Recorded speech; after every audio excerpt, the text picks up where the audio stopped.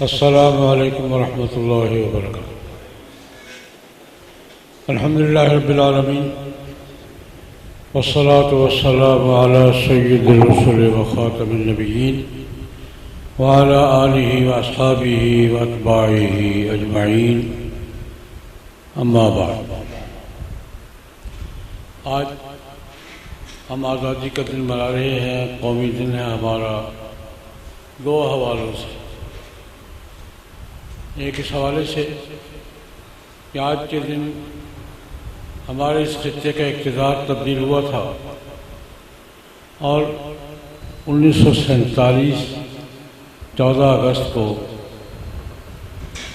Lord Mount beaten نے اس خطے کا اقتدار قائد اعظم محمد علی جناح مرحوم کے حوالے کر دیا تھا۔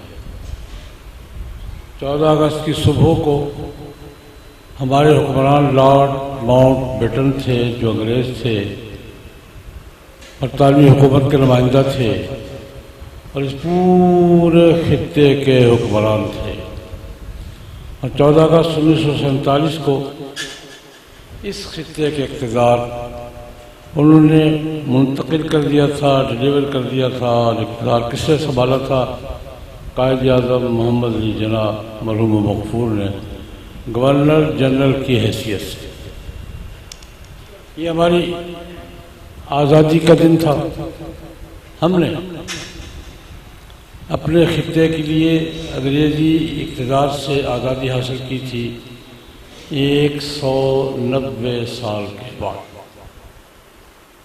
1757 میں یہاں انگریز بطور حکمران اس خطے میں آیا تھا۔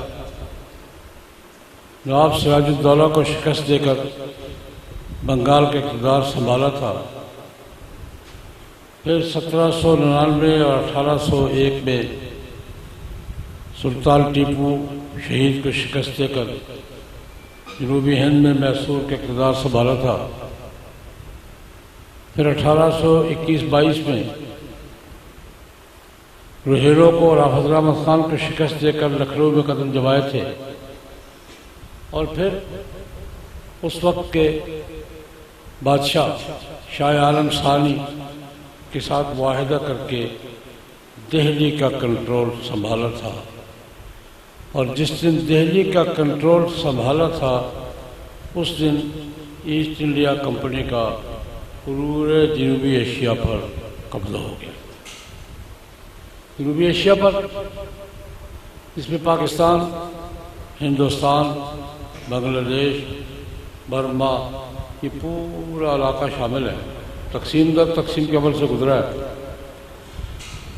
اس پر جب اقتدار سنبھالا اور کنٹرول سنبھالا ایسٹ انڈیا کمپنی نے دہلی کا، بادشاہ کی موجودگی میں، نام بادشاہ کا ہی تھا، کنٹرول ایسٹ انڈیا کمپنی کا ہو گیا تھا، اور ہوا تھا معاہدے کے تحت۔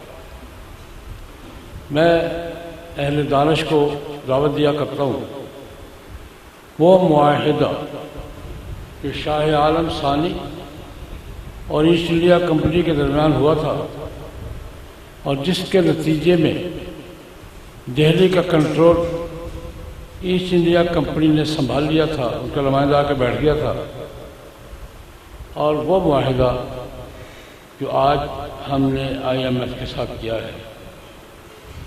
اور IMF نے ہمارے اسٹیٹ بینک کا کنٹرول تو سنبھال لیا ہے، اور دوسرا نظام بھی ہمارا پورا تقریباً ریموٹ کنٹرول اسی کے ہاتھ میں ہے۔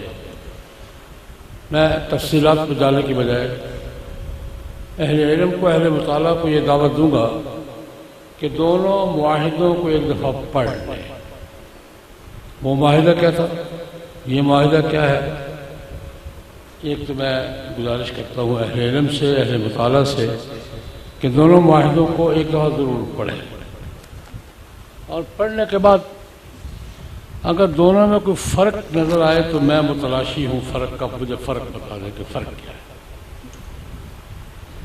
وہی معاہدہ جس کے تحت ایسٹ انڈیا کمپنی نے دہلی کا کنٹرول سنبھالا تھا، تقریباً وہی معاہدہ ہے جس کے تحت IMF نے ہماری معیشت کا کنٹرول سنبھالا ہے۔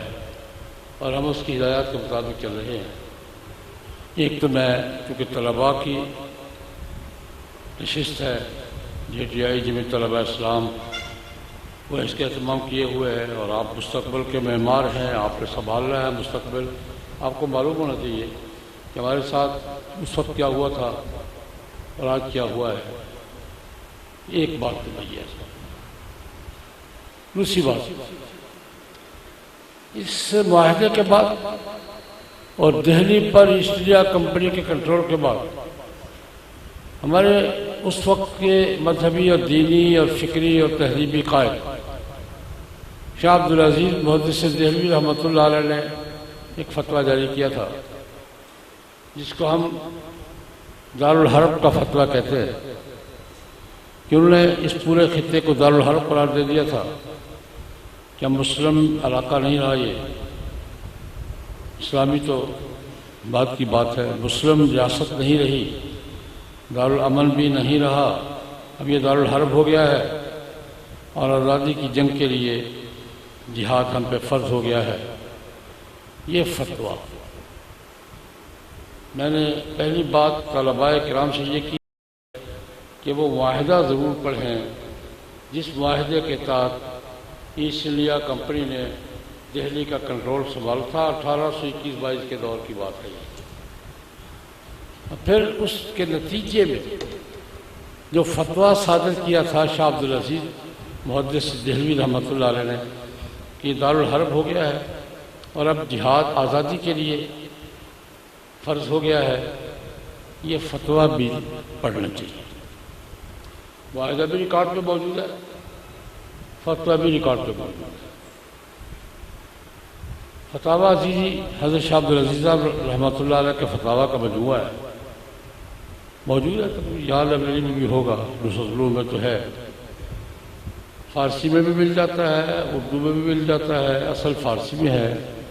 علماء کرام کو، طلباء کرام کو، بالخصوص فکری اور علمی کام کرنے والوں کو وہ ضرور پڑھنا چاہیے۔ اسے پڑھے بغیر آپ اپنی آزادی کی بیس نہیں سمجھ سکتے۔ اس میں دو باتیں تھیں، میں خلاصہ عرض کر دیتا ہوں۔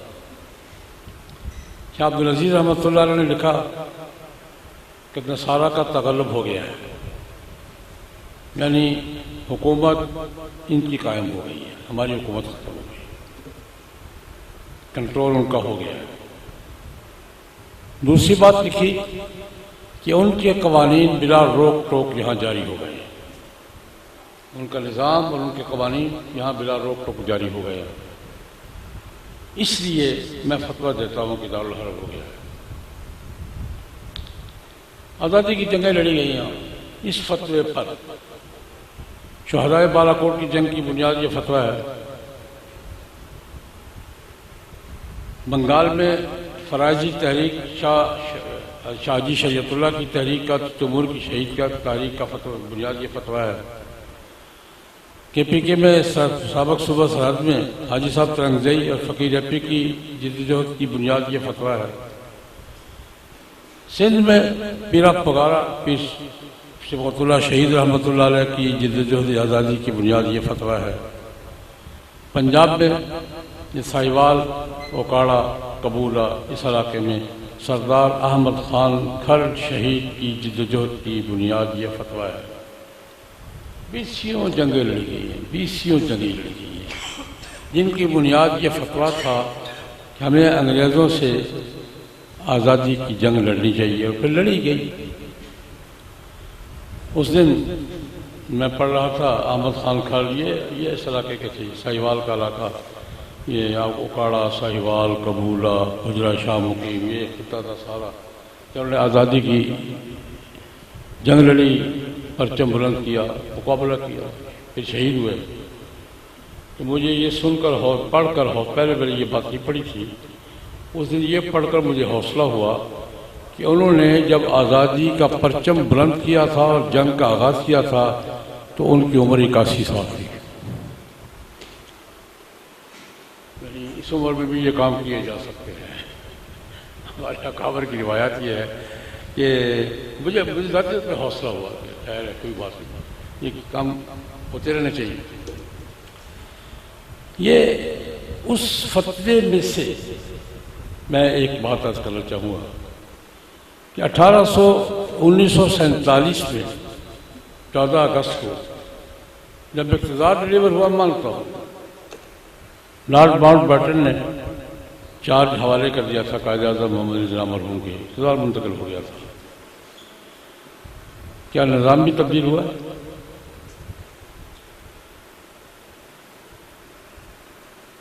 تغلب تو ختم ہو گیا تھا، قوانین ختم ہو گئے، سسٹم تبدیل ہوا ہے. ایک اور حوالے سے بات کروں گا. انگریزوں نے جب یہاں قبضہ کیا تھا تو یہاں نظام کیا تھا، سسٹم کیا تھا، ہمارا قانون کیا کون سا تھا؟ یہ فتاوی عالمگیری ہمارا قانون تھا پورے جنوبی ایشیا کا. اس کو منسوخ کر کے انگریزوں نے اپنا نظام نافذ کیا تھا، جس کو ہم فتاوی عالمگیری کہتے ہیں نا، فتاوی الہندیہ، فقہ حنفی تھی. یہ پورے جنوبی ایشیا کا قانون تھا، نافذ العمل قانون تھا، عدالتیں اور سسٹم اس کے مطابق کام کرتا تھا. اس کو منسوخ کر کے انگریزی یہ برٹش لا آیا تھا. لیکن جب انگریزی حکومت ختم ہوئی تو کیا برٹش لا ختم ہو کے اسلامک لا آیا ہے؟ آ گیا ہے. نظام تبدیل ہوا کہ وہی ہے، قانون تبدیل ہوا ہے کہ وہی ہے. اور ایک بات اور کیا کہ بات آگے بڑھاؤں گا کہ شاہ عبدالعزیز محدث دہلوی رحمۃ اللہ علیہ کا فتویٰ مکمل ہو گیا ہے یا ابھی ادھورا ہے. اس فتوے کی روح سے ہماری آزادی کی جنگ ابھی جاری ہے اور تب تک جاری رہے گی جب تک سسٹم چینج نہیں ہوتا، جب تک نظام تبدیل نہیں ہوتا، جب تک انگریزی قوانین ختم ہو کر یہاں شریعت کے قوانین نہیں آتے. ہماری جدوجہد جس انداز سے بھی ہو، اس فتوے کا تقاضا یہ ہے کہ ہماری آزادی کی جدوجہد اس وقت تک جاری رہے جب تک سسٹم اور نظام تبدیل نہیں ہو. ایک بات اور عرض کر کے بات سمیٹوں گا. یہ تو تھی آزادی کی تحریک کی بنیاد، آزادی کی جدوجہد کی بنیاد ذہن میں آئی ہے، یہ تھی بنیاد ہماری. پاکستان جب بنا ہے تو پاکستان کی تحریک کی فکری بنیاد کیا تھی؟ 1857 کے بعد جب یہ بات واضح ہو گئی کہ انگریزوں نے قبضہ کر لیا اور یہ بات واضح ہو گئی کہ ہمارے پوری دنیا میں سسٹم اور ٹرینڈ چینج ہو گیا تھا. پہلے اقتدار ہوتا تھا طاقت کی بنیاد پر. میں تحریک پاکستان کا پس منظر تحریک پاکستان کے قائدین کی زبان میں عرض کر رہا ہوں. پہلے دنیا میں طاقت اقتدار کی بنیاد ہوتی تھی اور خاندان علامت ہوتا تھا. اب سسٹم تقریباً چینج ہو گیا دنیا میں کہ ووٹ کے ذریعے حکومت بنے گی. پوری دنیا میں رخ تبدیل ہو گیا. جب طاقت اور خاندان کی بنیاد پر حکومتیں نہیں بنے گی، اب حکومتیں بنے گی کس پر؟ ووٹ کی بنیاد پر. تو ہمارے کچھ قائدین نے سوچا کہ یار اگر ووٹ کی بنیاد پر حکومتیں بنے گی تو ہم تو بہرحال اقلیت میں ہیں اور اقلیت میں رہے کہ جنوبی ایشیا کے حساب سے پھر تو ہم پر اکثریت حکومت کرے گی. اکثریت کس کی تھی؟ ہندو. جب ووٹ ہی پر فیصلے ہونے ہیں تو پھر تو اکثریت حکومت کرے گی. اور یہ اکثریت جس کا ہمیں سامنا ہے یہ صرف حکومت کرے گی یا پچھلے 1000 سال کا بدلہ بھی لے گی؟ جس اکثریت کا ہمیں سامنا جنوبی ایشیا میں تھا یہ صرف حکومت کرے گی یا پچھلے 1000 سال کا بدلہ بھی لے گی؟ یہ خطرہ تھا، یہ خوف تھا جس نے یہ سوچ پیدا کی کہ ہم اب اکٹھے نہیں چل سکتے، ہم الگ ہو کر اپنی حفاظت زیادہ کر سکتے ہیں اکٹھے رہ کر. یہ بیس. چلو آگے چلیں. سر سید احمد خان نے یہ سوچ پیش کی، اقبال نے اس کو منظم کیا فکری علمی انداز میں، اس کو ماحول بنایا اور قائد اعظم نے اس تحریک کی قیادت کی. ساری باتیں چھوڑتے ہوئے دو حوالے دوں گا۔ پاکستان بننے سے پہلے اس تقسیم کی بنیاد پر تحریک کی تقسیم ہونی چاہیے اور تقسیم کے بغیر ہمارا گزارا نہیں ہے، اس پر یہ کہہ کے کہ ہماری تہذیب الگ ہے، وہ تہذیب الگ ہے، ہماری قوم الگ ہے، وہ قوم الگ ہے، ہمارا دین الگ ہے، ان کا دین الگ ہے، یہ بنیاد تقسیم کی بنی، تو یہ بنیاد نسلی تھی یا جغرافیائی تھی یا دینی تھی؟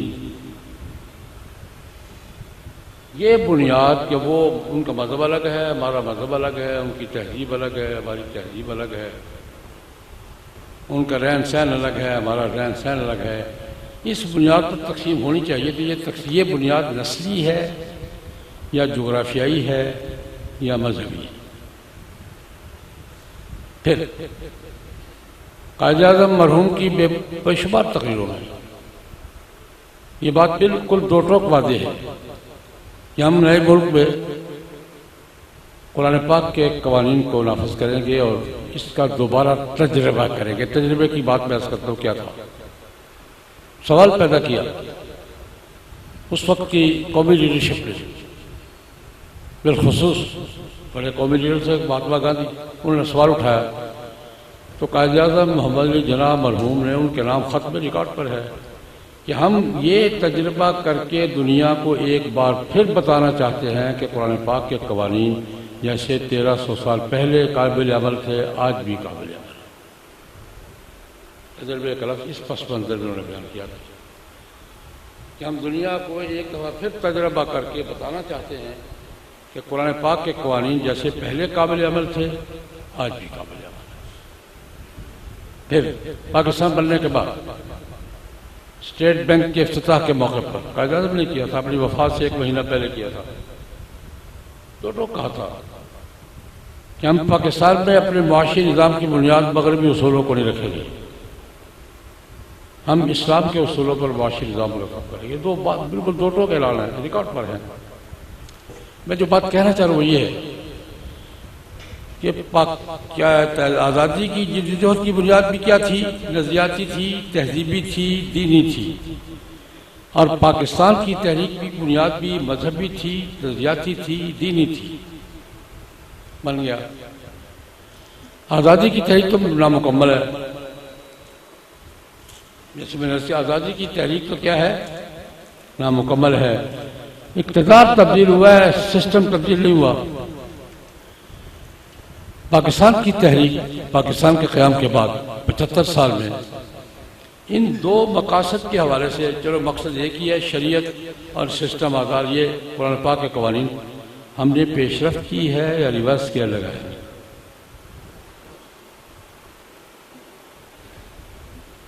کیا پیش رفت کی ہم نے؟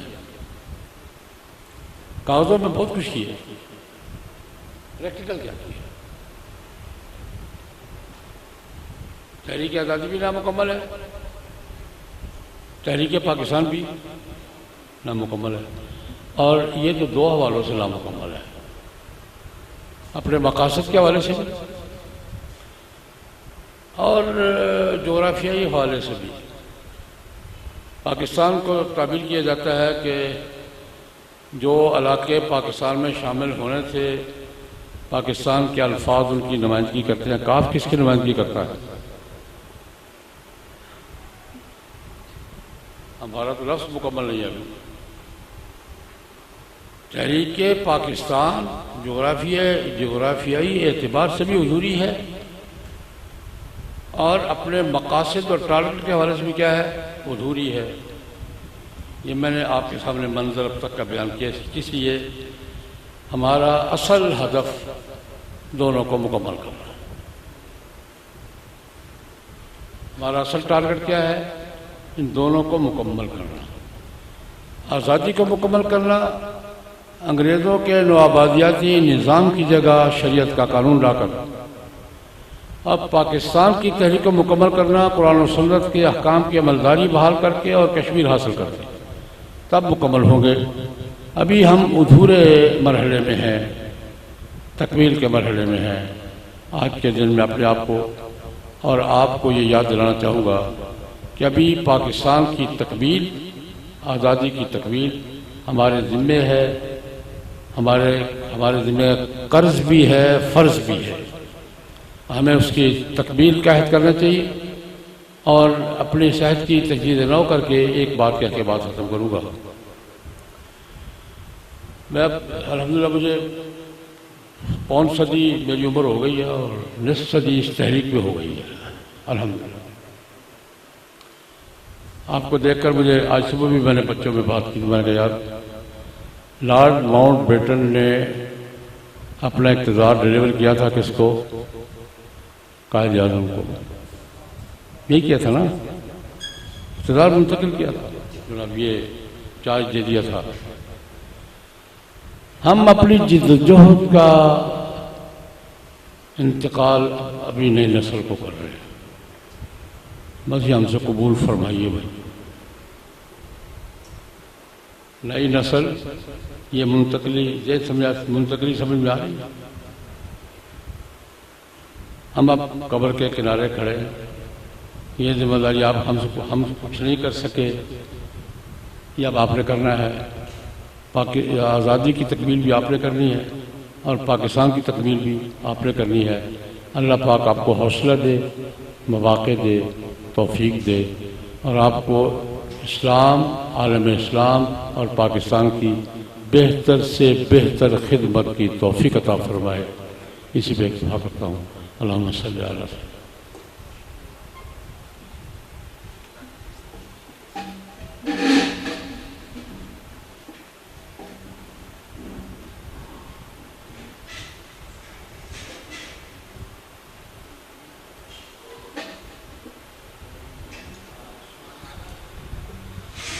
ماشاءاللہ، جزاک اللہ۔ یہ تھے ہمارے مرشد و مربی، جانشین امام اہل سنت، مفکر اسلام حضرت مولانا علامہ زاہد الراشدی صاحب دامت برکاتہم العالیہ، جو آپ حضرات کے سامنے بڑی ہی قیمتی اور زرین خیالات کا اظہار فرما رہے تھے۔ اس کے بعد میں مختصر وقت کے لیے دعوت دوں گا اپنے استاد محترم حضرت مولانا فضل الہادی صاحب دامت برکاتہم کو کہ وہ تشریف لائے اور آپ حضرات کے سامنے اپنے خیالات کا اظہار فرمائے۔ مولانا فضل الہادی صاحب۔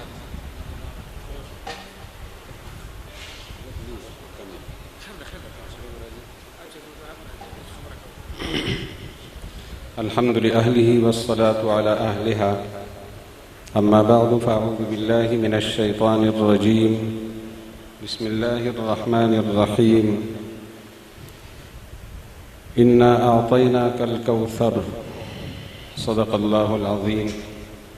اللہ جل جلالہ نے انسانوں کو جناب رسول اللہ صلی اللہ علیہ وسلم کی صورت میں عظیم ترین تحفہ عنایت فرمایا، اور آپ صلی اللہ علیہ وسلم کی وساطت سے قرآن مجید جیسی عظیم نعمت اور عظیم سعادت کی کتاب ہمیں ملی۔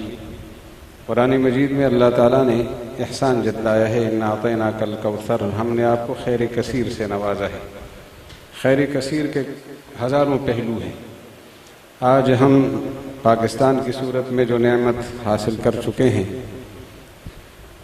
14 اگست 1947، 27 رمضان المبارک 1366 ہجری، پاکستان کی صورت میں اللہ نے ہمیں خیر کثیر کی ایک جھلک دکھائی اور خیر کثیر کا ایک حصہ ہمیں عنایت فرمایا۔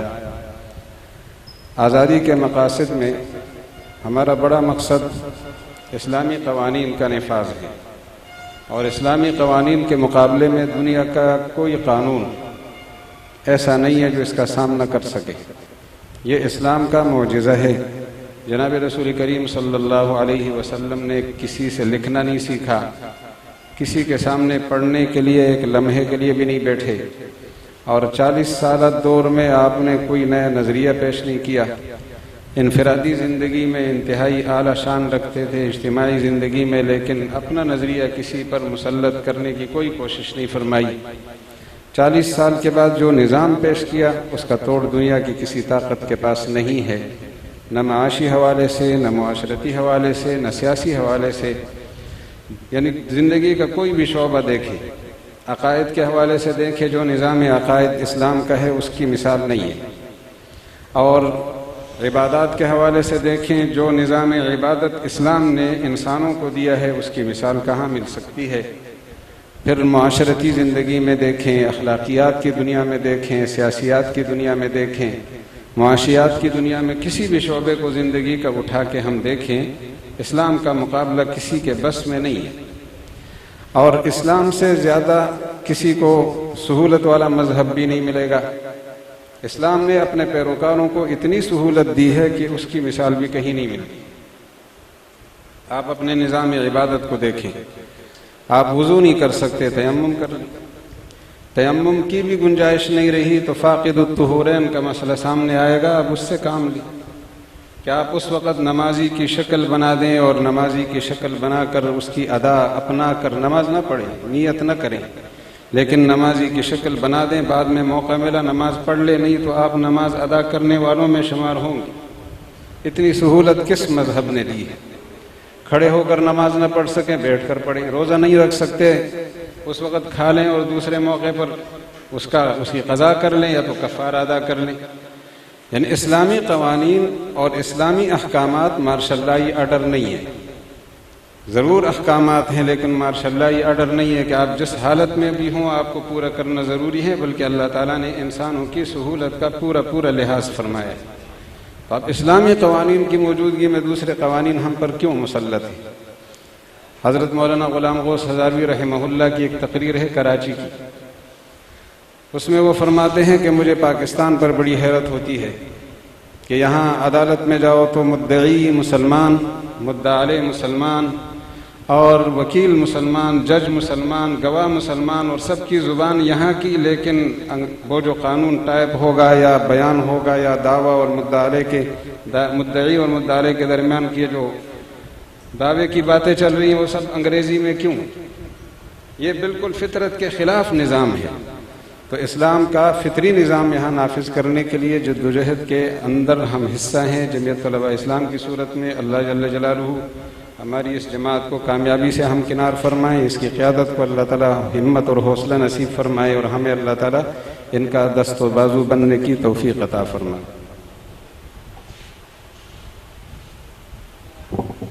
ماشاءاللہ، یہ تھے حضرت مولانا فضل الہادی صاحب دامت برکاتہم العالیہ، جو آپ حضرات کے سامنے اپنے خیالات کا اظہار فرما رہے تھے۔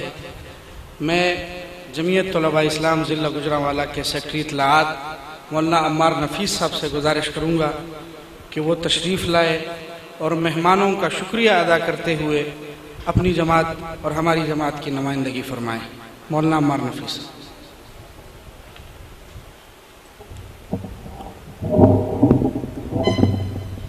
الحمدللہ رب المشرقین ورب المغربین والصلاة والسلام علی جد الحسن والحسین، اما بعد۔ آزاد کا ہر لمحہ پیام ابدیت، آزاد کا ہر لمحہ پیام ابدیت، آزاد کا اندیشہ حقیقت سے منور، محکوم کا ہر لمحہ نئی مرگ مفاجات، محکوم کا ہر لمحہ نئی مرگ مفاجات، محکوم کا اندیشہ گرفتار خرافات۔ ارباب علم و دانش، اصحاب ذی شعور، انتہائی واجب القدر صاحب صد اور معزز علماء کرام، طلباء کمیونٹی سے تعلق رکھنے والے ہمارے معزز شرکائے کرام، آپ سب کا شکریہ ادا کرتے ہوئے میں اپنی جماعت کی نمائندگی میں 2-4 لفظ ادا کرنے کی جسارت کروں گا۔ آج 14 اگست کا دن ہے۔ 14 اگست کی تاریخ پاکستان کی تاریخ میں اہلیان پاکستان کے لیے انتہائی اہمیت کی حامل تاریخ ہے۔ اس تاریخ کو ہمیں وطن عزیز پاکستان کی صورت میں اللہ تعالیٰ کی عظیم نعمت نصیب ہوئی تھی۔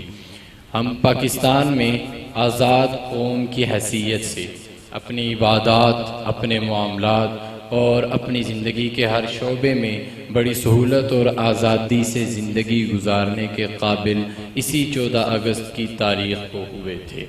اس وقت ہمیں جس چیلنج کا سامنا ہے وہ 2 انتہاؤں کا سامنا ہے۔ ایک انتہا وہ ہے جس نے وطن عزیز پاکستان کو قبول کرنے میں بخل کا اظہار کیا اور یکسر اس کو سرے سے ہی اس کے تسلیم کرنے سے انکار کر دیا اور طرح طرح کی باتوں سے اس کے آئین اور اس کے نظام اور وطن عزیز پاکستان پر سوال اٹھانے کی کوشش کی۔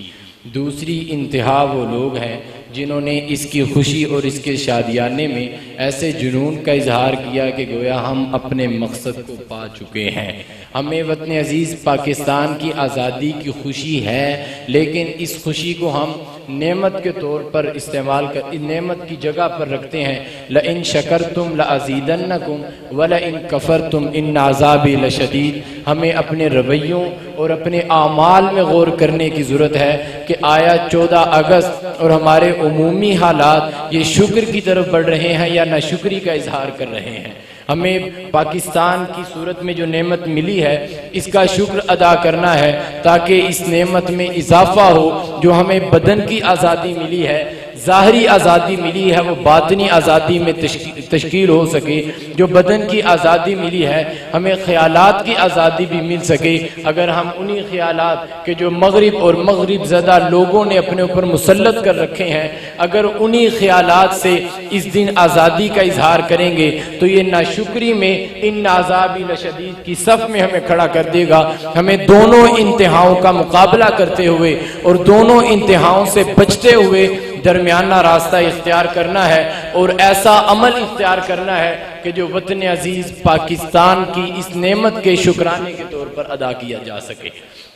ہمیں آزادی کے تقاضوں کو سمجھنا ہے۔ آزادی سمجھنی ہو تو ان لوگوں کو سمجھیے جنہوں نے وطن عزیز پاکستان کے لیے اپنی جان مال یہاں تک کہ عزت و آبرو تک کو پیش کر دیا تھا۔ 14 اگست کا خون، 14 اگست کے اندر عزتوں کی نیلامی اور جو قربانیاں اور جو تکلیفیں ہم نے دیکھی ہیں، ان تکلیفوں کے پیچھے جو ذہنیت تھی اور وہ جو ذہنیت یہ کہ ہمیں وطن عزیز پاکستان کی آزادی چاہیے، اگر اس منظر نامے کو ہم سمجھ سکیں تو پاکستان کی آزادی کی نعمت ہمارے سامنے آفتاب نصف النہار کی طرح واضح ہو جاتی ہے۔ اس نعمت کو ہمیں ضائع نہیں کرنا۔ کفران نعمت کے ذریعے اس نعمت سے ہمیں اس نعمت کا کفران کر کے اور اس نعمت کی ناشکری کرتے ہوئے ہمیں خدا تعالیٰ کو ناراض نہیں کرنا، بلکہ شکر ادا کرتے ہوئے اور اس کے وہ اعمال کہ جو اس کی آزادی میں ابھی بقایا ہے، مقاصد کی آزادی ہے یا خیالات کی آزادی ہے یا جس درجہ تک ہم پہنچنا چاہتے ہیں، اس کے لیے عملی جد و جہد اور عملی اقدام کر کے شکرانے کی حقیقی صورت پیش کرنا ہوگی۔ میں آخر میں اپنی جماعت کا اور جماعتی عملہ جمعیت طلباء کے ضلعی اور سٹی عملہ کا شکریہ ادا کرتے ہوئے آپ سے اجازت چاہوں گا ان لفظوں کے ساتھ کہ خدا کرے کہ میری عرض پاک پہ اترے وہ فصل گل جسے اندیشہ زوال نہ ہو، یہاں وہ پھول کھلے جو کھلا رہے برسوں، یہاں وہ پھول کھلے جو کھلا رہے برسوں، یہاں خزاں کو کبھی گزرنے کی بھی مجال نہ ہو۔ وآخر دعوانا ان الحمدللہ رب العالمین۔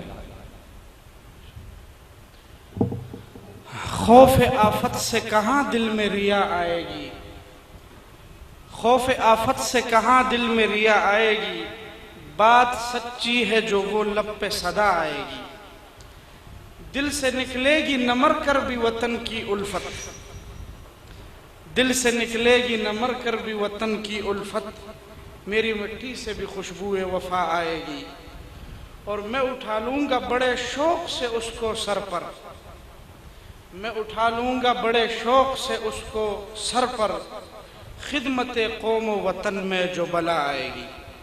ماشاءاللہ یہ تھے حافظ عمار نفیس صاحب جو آپ حضرات کے سامنے اپنے خیالات کا اظہار فرما رہے تھے۔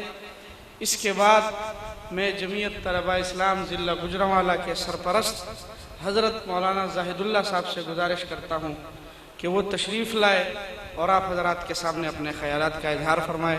مولانا زاہد اللہ صاحب۔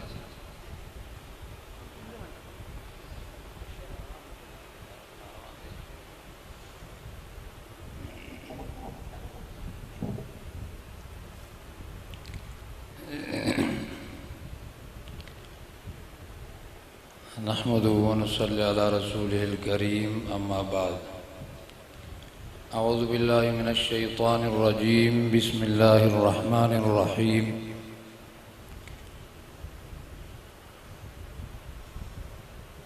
الذين إن مكناهم في الأرض أقاموا الصلاة وآتوا الزكاة وأمروا بالمعروف ونهوا عن المنكر وللہ عاقبۃ الامور صدق اللہ العظیم۔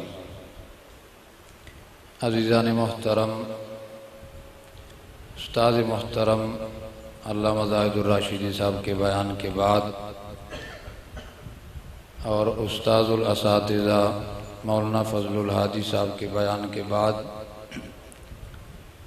بیان مناسب نہیں، صرف ٹائم تھوڑا سا جو آنے والا مہمان ہے اس کے لیے مصروف رکھنا ہے۔ میں مبارکباد پیش کرتا ہوں جمعیت طلباء کو اس پروگرام کے انعقاد پر کہ 14 اگست کے حوالے سے پاکستان کی آزادی کی خوشی میں جمعیت طلباء اسلام نے گجرانوالہ کی طرف سے اپنا حصہ ڈالا اور پاکستان کی آزادی کی تاریخ طلباء کو تو معلوم ہے، اور یہاں پر بیٹھے ہوئے ساتھی جتنے بھی ہیں تقریباً پاکستان کی آزادی کا مقصد اور اس کی تاریخ سے واقف ہے۔ مسلمان آزادی حاصل کرتا ہے تو کس لیے کرتا ہے؟ قرآن نے اس کا تعین کیا ہے۔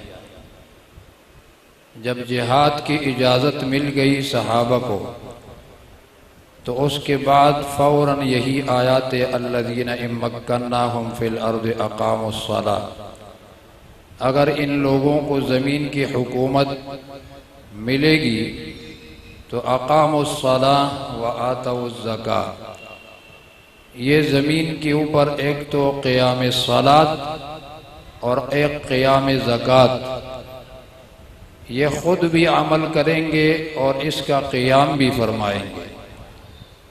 وَأَمَرُوا بِالْمَعْرُوفِ وَنَهَوْا عَنِ الْمُنْكَرِ، برائیوں سے لوگوں کو روکنا اور نیکی کو عام کرنا ان کا کام ہوگا۔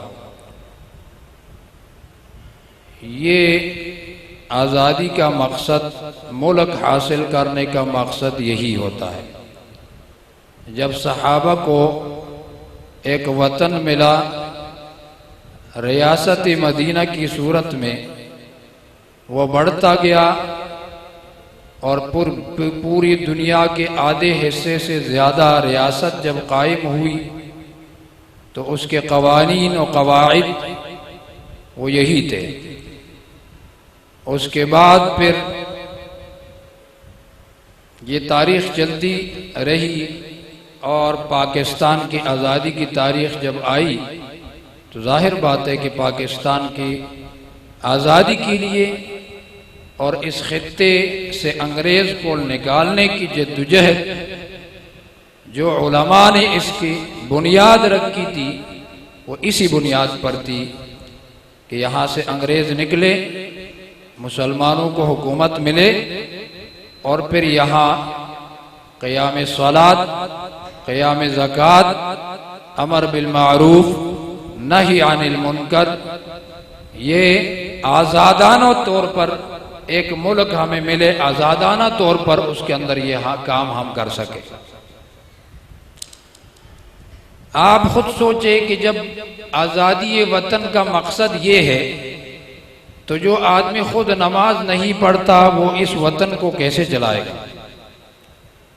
جو آدمی خود زکوٰۃ نہ دیتا ہے اور نہ اس کے بارے میں اس کو اندازہ ہے، وہ اس وطن کی حکمرانی کس طرح کرے گا؟ وہ مستحق کیسے ہے؟ لوگ اعتراض کرتے ہیں کہ مولوی سیاست میں کیوں آتے ہیں، مولوی جو ہے وہ حکومت میں کیوں آتے ہیں؟ مولویوں کا حکومت کے ساتھ کیا کام ہے؟ ہم تو یہ اعتراض وہ ہمارے اوپر کر رہے ہیں، لیکن یہ اعتراض بنتا ہمارا ہے۔ کہ بھئی جب یہ ملک ٹھیک ہے، جب مخلوط ملک تھا تو اس وقت اعتراض آپ کر سکتے تھے، لیکن جب یہ ملک بنا اس بنیاد پہ ہے، اس مقصد کے لیے بنا ہے، تو اعتراض میرا بنتا ہے کہ ایسے لوگوں کے حکومت میں کام کیا ہے؟ ایسے لوگ سیاست کیوں کرتے ہیں جس میں اقامت صلاح نہیں ہے، ایتاء زکوٰۃ نہیں ہے، امر بالمعروف نہیں ہے، نہی عن المنکر نہیں ہے؟ ایسے لوگ سیاست کیوں کرتے ہیں؟ ایسے لوگ حکومت کیوں کرتے ہیں؟ اس ملک کے اوپر حکمرانی کا حق اگر حاصل ہے تو وہ اقامت الصلاۃ، ایتاء الزکوٰۃ، امر بالمعروف اور نہی عن المنکر والے لوگوں کا حق ہے۔ یہ ملک اس مقصد کے لیے حاصل ہوا تھا۔ اس کا مطلب تو پھر یہ ہوگا ریاست مدینہ کا قیام ہوا، اس کے بعد خلافت کا نظام جب چلا تو پھر اس وقت بھی کچھ لوگ اٹھے تھے اور خلافت کے اوپر انہوں نے اعتراض کیا تھا، اور اس وقت بھی کچھ فتنے اٹھے تھے، انہوں نے سوالات اٹھائے تھے۔ کیا آپ کے ذہن میں یہ سوال آ سکتا ہے کہ ریاست مدینہ کے قیام کے بعد حضرات صحابہ کے علاوہ اس خلافت کا مستحق کوئی اور ہو سکتا تھا؟ یہ سوال کسی کے ذہن میں آ سکتا ہے کہ ابو بکر رضی اللہ تعالیٰ عنہ کے علاوہ، حضرت عمر رضی اللہ تعالیٰ عنہ کے علاوہ، حضرت علی رضی اللہ تعالیٰ، عثمان رضی اللہ تعالیٰ عنہ کے علاوہ کوئی آدمی مدینہ کی ریاست اور خلافت کا مستحق ہو سکتا تھا؟ تو قیام پاکستان کے بعد یہ سوال کرنا کہ عالم، مدرسے والا، مولوی یہ اس پاکستان کے سیاست اور اس کی ریاست اور اس کے اندر حکمرانی کا مستحق نہیں ہو سکتا، بالکل اسی طرح اعتراض ہے۔ بھئی اصل میں تو یہ پاکستان اسی لیے بنا تھا کہ اس کے اوپر اس طرح حکمرانی ہوگی، قرآن سنت کی قوانین ہوں گے اور اس کو یہاں پر اس کا قیام ہوگا، اور اس طریقے سے آزادی سے بالکل مدارس کے اندر تعلیم و تعلم اور اسی طریقے سے اسلام کے اوپر عمل جس کے اندر کوئی روک ٹوک نہیں، اور حق حلال کاروبار اور سود سے پاک معیشت اور تمام تر نظام قرآن و حدیث کے قوانین کے مطابق ہوگا۔ مقصد تو یہ تھا، آج بھی ہم اسی مقصد کے لیے جد و جہد کر رہے ہیں، کرتے رہیں گے، اور اپنے علماء کے شانہ بشانہ انشاءاللہ تعالی کڑے رہیں گے۔ اللہ پاک طلباء کے اس پروگرام کو قبول فرمائے، اور اس جد و جہد کی تکمیل کے لیے ہمیں اللہ پاک کام کرنے کی توفیق نصیب فرمائے۔ وآخر دعوانا الحمدللہ۔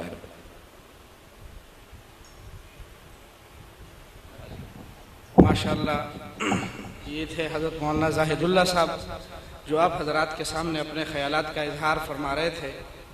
اس کے بعد میں دعوت دوں گا اس مرد مجاہد کو جنہوں نے بڑے عرصے سے اس خطے میں جمعیت علماء اسلام کی خدمت کی، کئی دفعہ قومی اسمبلی کا الیکشن بھی لڑا، اور آج کل اپنی ضعیف العمری کے باوجود دن میں 18 پیریڈ پڑھاتے ہیں۔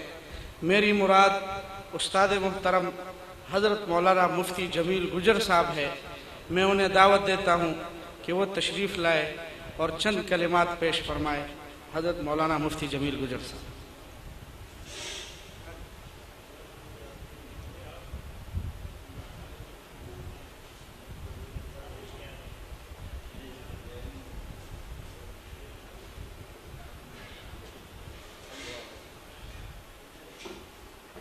إن الحمد لله أما بعد فأعوذ بالله من الشيطان الرجيم بسم الله الرحمن الرحيم إن الحكم إلا لله صدق الله العظيم۔ میرے محترم بزرگوں، دوستوں اور بھائیوں، حضرت الامیر صاحب نے پتہ نہیں کہاں سے میرا نام لیا، میں تو ایک مقرر نہیں ہوں، تقریر مجھے نہیں آتی، نہ اہل علم، کچھ بھی نہیں، صرف اپنے آپ کو بھی اور تمہیں بھی اور خصوصاً جمع طلباء اسلام کو یہ تاکید کرتا ہوں اپنے اکابرین کی کتابیں پڑھیں. اپنے آپ کو بھی کہتا ہوں، خصوصاً جمعی طلباء اسلام کو، صرف ہم نے تقریروں پر زور رکھا ہوا ہے، مطالعہ ہم نے چھوڑ دیا ہے. اپنے علماء دیوبند شاندار جو علماء ہند کا، وہ کتاب ضرور پڑھو.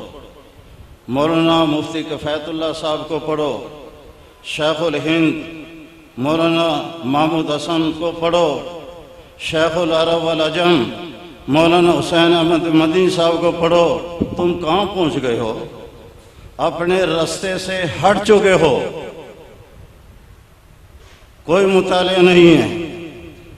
جتنے بھی تقریر کر رہے ہیں سوائے علامہ زاہد الراشدی صاحب کے، انہوں نے بھی آخری کے اندر چند الفاظ کہے ہیں کہ ہماری آزادی نامکمل ہے، اور ان کے بالکل صحیح کہا انہوں نے. 2-3 اور لفظ بہت اچھے کیے ہیں، ورنہ ہر لحاظ سے ہم بہت دور پہنچ چکے ہیں، اپنے رستے چھوڑے ہوئے ہیں. میں درخواست کروں گا اپنے اکابرین کی کتابیں پڑھیں، پھر اپنی جگہ پر آ جائیں. اللہ ہمیں عمل کی توفیق عطا فرمائے.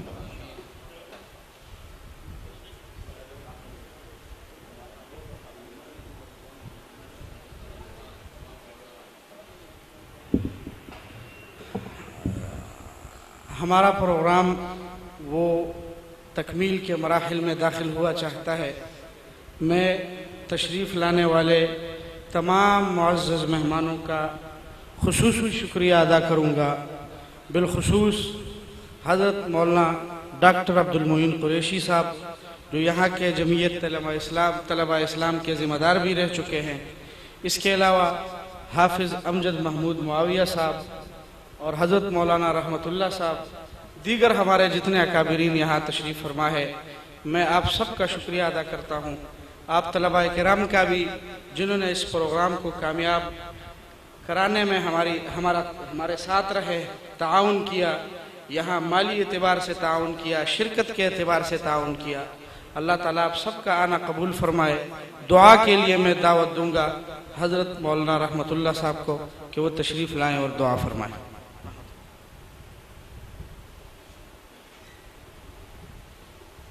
الحمدللہ رب العالمین. اللہم صلی علی سیدنا محمد النبی الامی وعلیہ وبارک وسلم. مولا کریم ملک پاکستان کو بقا نصیب فرما، ہر فتنے سے محفوظ فرما. مولا کریم اس ملک کی ترقی میں جتنی بھی رکاوٹیں ہیں ان کو زائل فرما. مولا کریم اس ملک کی قیادت علماء کرام کو عطا فرما. مولا کریم مفسدین، منکرین اور منافقین اور مفسدین کے شروں سے اس ملک کو محفوظ فرما. مولا کریم ہمارے اساتذہ کرام کا سایہ دیر تک ہمارے سر پر سلامت فرما. مولا کریم دین کی سربلندی کے لیے اس ملک میں جتنی کوششیں ہو رہی ہیں اللہ انہیں شرف قبولیت عطا فرما. ہمارے حضرت قائد مولانا فضل الرحمان کی عمر میں برکت عطا فرما اور انہیں ہر طرف سے فتنوں سے محفوظ فرما. ان کی مسائل جمیلہ کو قبول فرما. مولا کریم یا رب العالمین استاذ محترم مولانا زاہد الراشدی صاحب کو شفائے کاملہ نصیب فرما، ان کی عمر میں برکت عطا فرما. مولا کریم مساجد اور مدارس کو ترقی نصیب فرما. یا اللہ دین کے جن کاموں میں شعبوں میں کام ہو رہا ہے اللہ انہیں ترقی نصیب فرما. یا رب العالمین اس ملک کی نظریاتی اور اسلامی سرحدوں کی حفاظت فرما. مولا کریم جیسے یا اللہ طالبان نے عزت حاصل کی، مقام حاصل کیا، اللہ اس ملک کو بھی عزت نصیب فرما. اور اس ملک کو جس مقصد کے لیے حاصل کیا گیا اللہ اس مقصد کو پائے تکمیل تک پہنچا. مولا کریم یا رب العالمین یا ارحم الراحمین اس ملک میں قرآن و سنت کا نفاذ فرما. مولا کریم اس ملک میں قرآن و سنت کا نفاذ فرما. مولا کریم یا رب العالمین یا ارحم الراحمین انگریز جو اپنی بقایا جات یہاں چھوڑ کے چلا گیا اللہ اسے ختم فرما.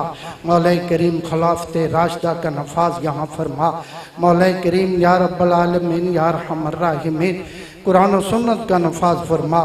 مولا کریم مجاہدین کی حفاظت فرما. اسلام کی سربلندی کے لیے کوششیں کرنے والوں کی عمروں میں برکت عطا فرما یا رب العالمین یا ارحم الراحمین۔